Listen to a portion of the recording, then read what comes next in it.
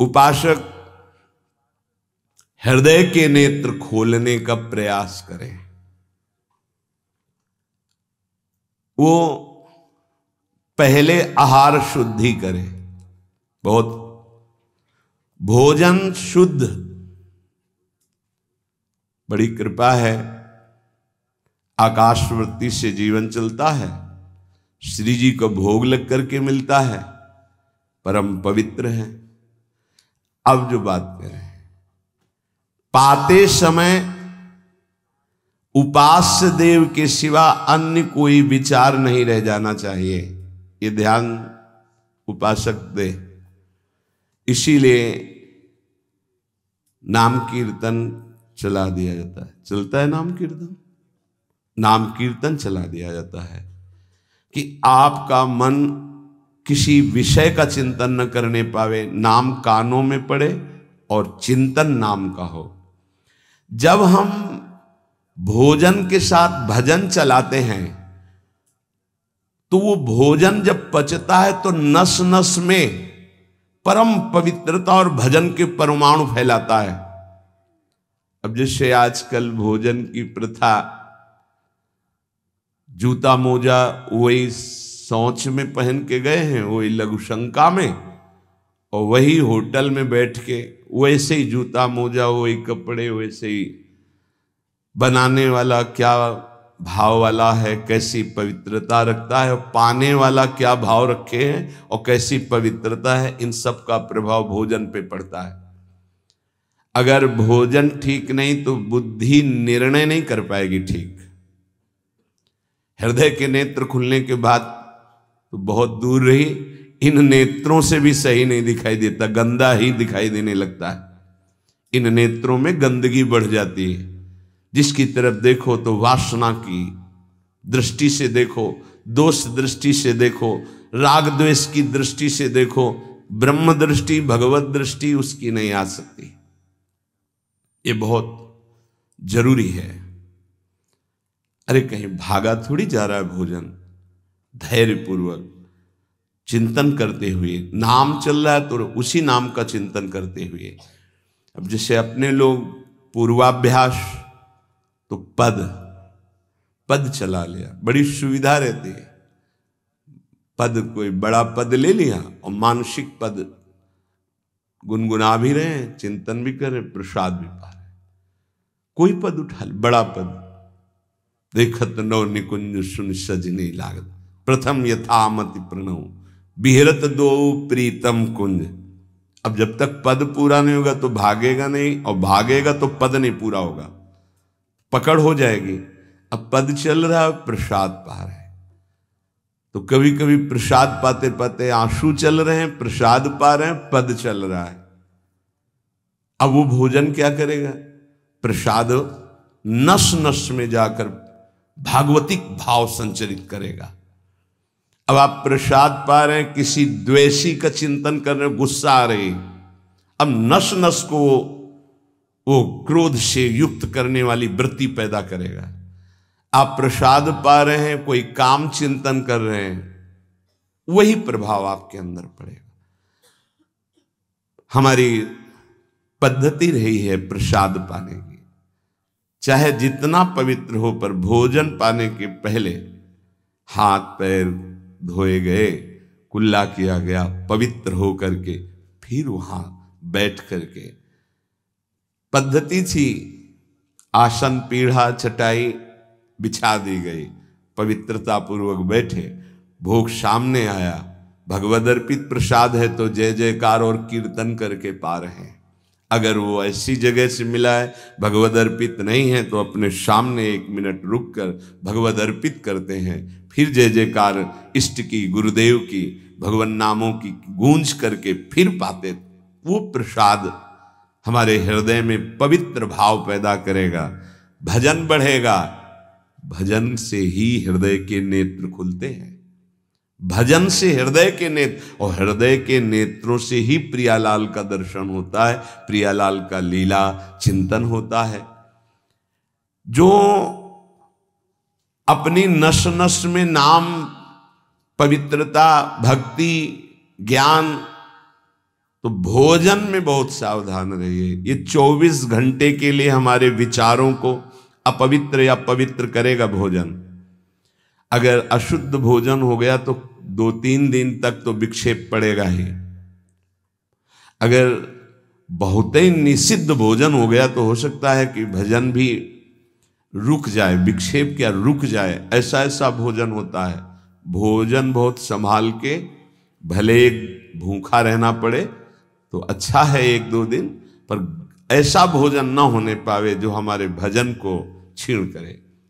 प्रायः जब श्री जी की शरणागति दीक्षा दी जाती है यहाँ, तो पहला कि तुम्हें 11 माला गुरु मंत्र के तो करने ही हैं, दूसरा 12 पद चतुरासी जी के पढ़ने ही हैं पक्का, तीसरा तुम्हें उस रसोई से कभी भोजन नहीं पाना है जिसमें मांस बना है, जिसमें मांस रांधा गया है।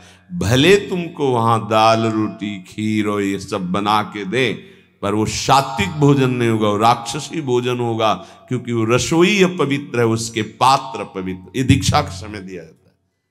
चौथा, जो तुम्हारे उपासना की, इष्ट की, गुरुदेव की, संतों की, भगवत स्वरूपों की निंदा करे, वो चाहे रिश्तेदार नातेदार चाहे कोई भी हो, हम उससे संभाषण बैठकर नहीं करेंगे, कान में उंगली डालकर राधा राधा बोलकर चले जाएंगे। ये दीक्षा के समय शिक्षा दी जाती है। यदि आप अपने कुसंग को नहीं त्याग सके, भोजन का सुधार नहीं कर सके, तो भजन में रुचि नहीं होगी। ध्यान रखना, हम जैसा अन्न पाते हैं वैसा मन बनता है, जैसा मन होता है वैसे ही चिंतन होता है। हमें हृदय के नेत्र खोलने हैं तो हमें आहार पवित्र करना है। पवित्र आहार पवित्र चिंतन के साथ हमें पाना है, ऐसे जल्दीबाजी नहीं। जल्दीबाजी है तो हम नहीं पा रहे हैं, जब हमें समय होगा पा लेंगे। कोई प्राण थोड़ी निकल जाएंगे, एक बार न पाएंगे, एक दिन ना पाएंगे, नहीं निकलते। कई कई दिन भोजन न पाने पर भी ऐसा नहीं होता कि प्राण निकल गए। बड़ी सामर्थ्य है, प्रभु ने सामर्थ्य दी है। उपासक सावधान रहे, कहीं प्रसाद पाते समय कोई ऐसा दृश्य, ऐसी वार्ता न कर बैठे जो भजन में बड़ी हानि पैदा कर दे। जैसे आप मोबाइल रख लिए और आप ऐसे दृश्य देख रहे हो जो आपका सर्वनाश करने वाले हो, भोजन पा रहे हो, तो आप निश्चित समझ लेना, निश्चित भ्रष्ट हो जाओगे, आगे नहीं बढ़ पाओगे, गिर जाओगे। भोजन के समय यदि आपका मन पद में नहीं लग रहा, भजन में नहीं लग रहा, तो जैसे यंत्र है आपके पास, तो चतुरासी जी लगा दीजिए, सत्संग लगा दीजिए। आपका चिंतन बनना चाहिए भागवतिक, कोई गलत चिंतन नहीं। और अगर कोई पास बैठा है तो वार्ता नहीं होनी चाहिए। भोजन के समय वार्ता निषेध है, वो वार्ता का समय नहीं, वो एकाग्रता पूर्वक पूरे 24 घंटे के लिए हम अपने विचार पावन करने के लिए बिल्कुल मौन होकर के भगवत चिंतन या भगवत श्रवण करते हुए प्रसाद पावे। जिस जगह पर संत सेवा होती है, नाम कीर्तन होता है, ठाकुर सेवा होती है और परस्पर बैठ करके भगवद वार्ता होती है, उस जगह सारे तीर्थ अपने आप आ जाते हैं। वहां वास करने वाले को किसी तीर्थ जाए या ना जाए, कहीं भी, संपूर्ण भुवन की बात कह रहे हैं, जिस घर में, जिस कुटिया में, जिस जगह में, जिस स्थान में नाम कीर्तन होता है, भगवत गुण कीर्तन होता है, साधु सेवा होती है, ठाकुर सेवा होती है, सारे तीर्थ स्वयं आकर वहां वास करने लगते हैं। तीर्थ क्या, तीर्थाधिपति तीर्थपाद भगवान वास करते हैं। जहां भगवान नाम कीर्तन भगवत गुण गायन होता है, भगवान प्रकट होते हैं। मदभक्ता यत्र गायन्ति तत्र तिष्ठामि नारद, नाम वाणी जहां श्याम श्यामा तहां। सारे तीर्थ स्वयं वहां वास करते हैं। कुछ गृहस्थ जन कहते हैं हमारे घर में कोई चक्कर है, कोई टुटका कर दिया, कोई परेशानी।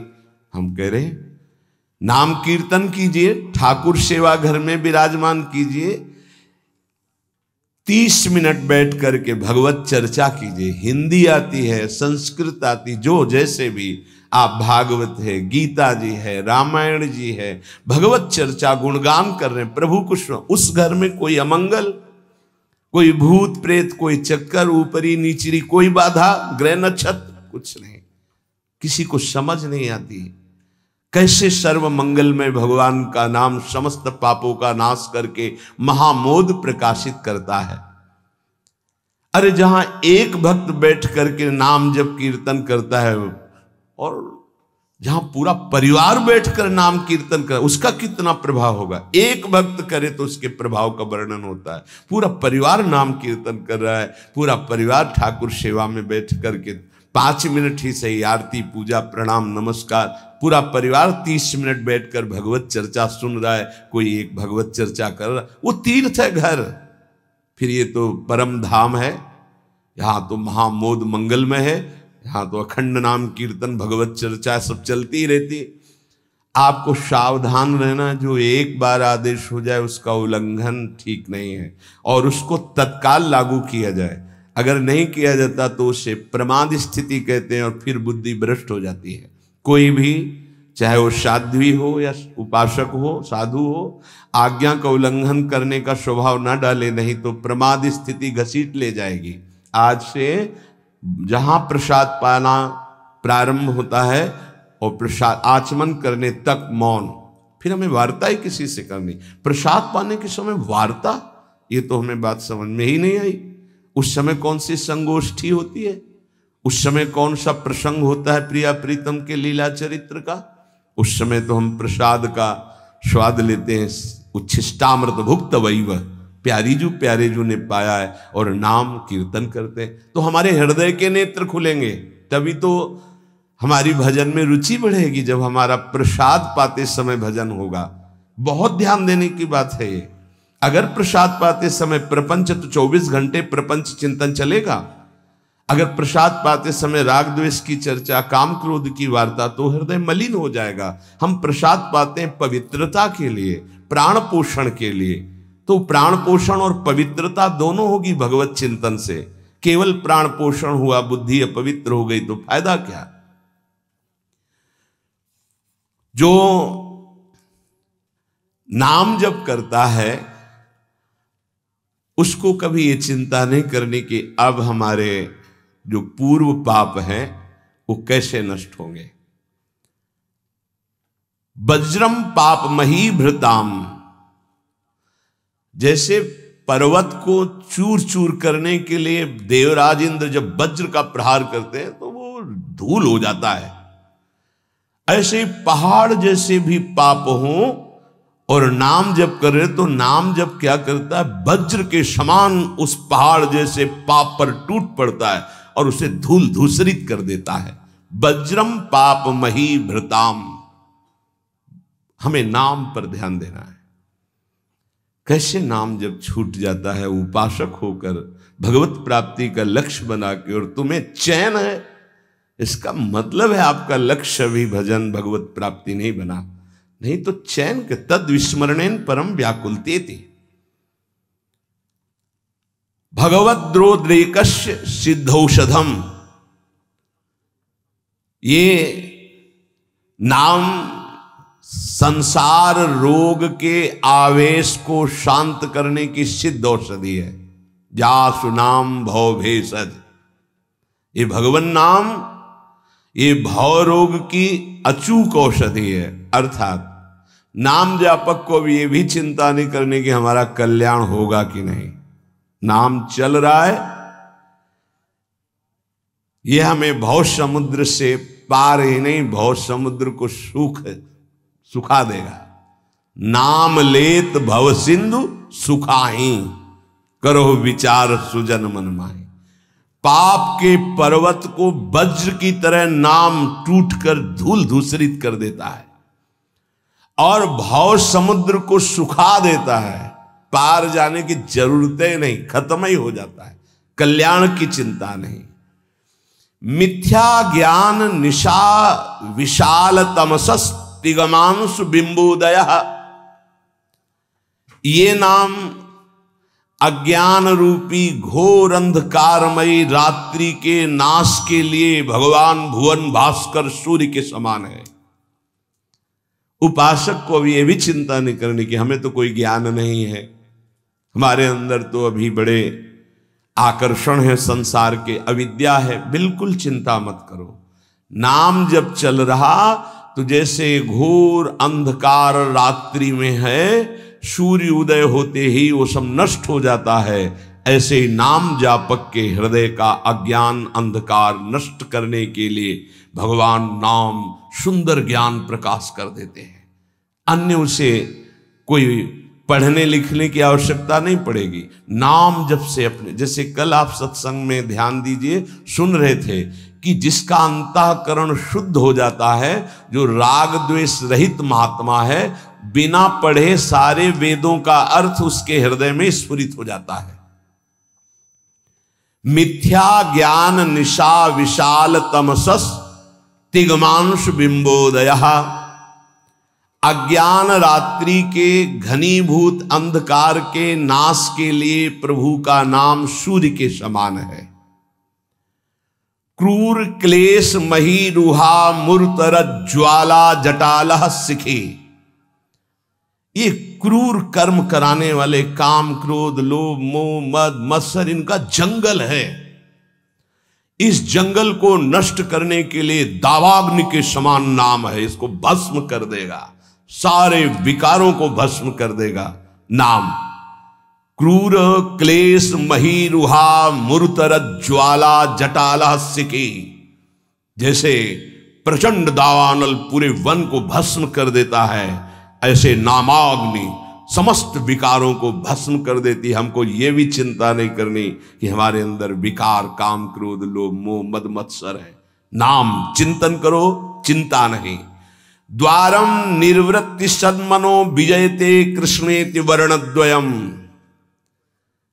ये परम शांति परमानंद का द्वार खुल गया यदि जिह्वा पे कृष्ण कृष्ण कृष्ण राधा राधा राधा राम कृष्ण हरि। जो नाम गुरुदेव ने दिया, अगर वो नाम चल रहा है तो अब चिंता भी नहीं करनी कि हमारा परम पद मिलेगा, कल्याण होगा कि नहीं। नहीं, द्वार में प्रवेश कर गए। जिह्वा पे नाम मतलब द्वार में प्रवेश कर गए। महाराज जी, लोग तो कहते हैं कि जिह्वा से नाम जप करने से कोई लाभ नहीं मिलेगा। कहते कर में तो माला फिरे जीव फिरे मुख माही, मनुआ तो चहु दिस फिरे यह तो सुमिरन नाहि। कुछ लोग कहते हैं हाथ में माला चल रहा है, जीभ में नाम चल रहा है, मन संसार में घूम रहा है, इससे तो कोई लाभ मिलेगा नहीं। तो महाराज जी, प्रायः नाम जब तो ऐसे ही होता है प्रारंभ में, तो उसको तो कोई फल ही नहीं मिलेगा। अरे ऐसा कहने वालों की बिल्कुल बात मत सुनो। पूज्य उड़िया बाबा, ऐसा कहने वालों की बिल्कुल बात मत सुनो, उन्हें कहने दो। वो क्या जाने, नाम में अपार सामर्थ्य है। जिसकी जिह्वा में नाम स्मरण चल रहा है तो मन लगे ना लगे उसको फल अवश्य मिलेगा। ये बात इसीलिए भगवत प्राप्त महापुरुषों के वचनों को समझना चाहिए। अब कौन सा दोहा कहां से उठा के कैसे, अब अगर ये दोहा नए साधक को सुनाया जाए कि कर में तो माला फिरे और जीभ फिरे मुख माहि और मनुआ तो चौदिस फिरे ये तो सुमिरन नाहि। तो जो शुरू किया वो भी रख देगा माला कि फल ही नहीं मिलना तो हम क्या करें। पूज्य राधा बाबा, तुम चिंता मत करो, तुम मशीन की तरह जीभ से शुरू करो राधा कृष्ण राधा कृष्ण राधा कृष्ण राधा, बाबा के वचन, फिर तुम देख लेना। गोस्वामी जी कह रहे तुम चिंता मत करो। राम नाम मणिदीप धर जीह देहरी द्वार, तुलसी भीतर बाहरो जो चाह सुझियार।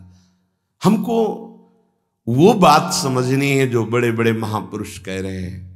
ऐसे लोगों की बात देखो, बाबा ने पहला शब्द उत्तर में ऐसे कहने वालों की बिल्कुल बात मत सुनो, उन्हें कहने दो, क्या जाने नाम में कितनी अपार सामर्थ्य है।